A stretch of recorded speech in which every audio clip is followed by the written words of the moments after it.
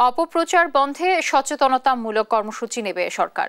এছাড়াও মিথ্যা সংবাদ প্রচার নিয়ে ব্যবস্থা গ্রহণেরও হুঁশিয়ারি দেন তথ্য উপদেষ্টা মাহফুজ আলম।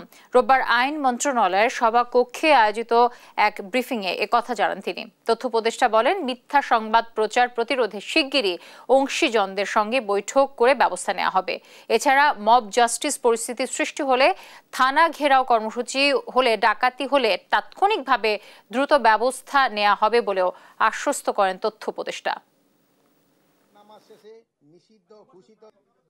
এমন ভাবে পরিকল্পনা করার চেষ্টা করব, ঢেলে সাজানোর চেষ্টা করব এই এস্টাবলিশমেন্টকে, যাতে হচ্ছে যে জনগণ সঠিক তথ্যটা পেতে পারে এবং যে ফেক নিউজ গুলো ছড়ানো হয় জনগণের ভিতরে উত্তেজনা তৈরির জন্য বা বিভিন্নভাবে এক ধরনের টেনশন তৈরি করা হয়, সেটার বাইরে কিভাবে হচ্ছে সঠিক তথ্য নিশ্চিতের মাধ্যমে জনগণকে সঠিকভাবে সচেতন রাখা যায় এবং জনগণকে এনগেজড রাখা যায়, সেই ক্ষেত্রে আমরা মিডিয়ার স্টেক হোল্ডারদের সাথে বসবো।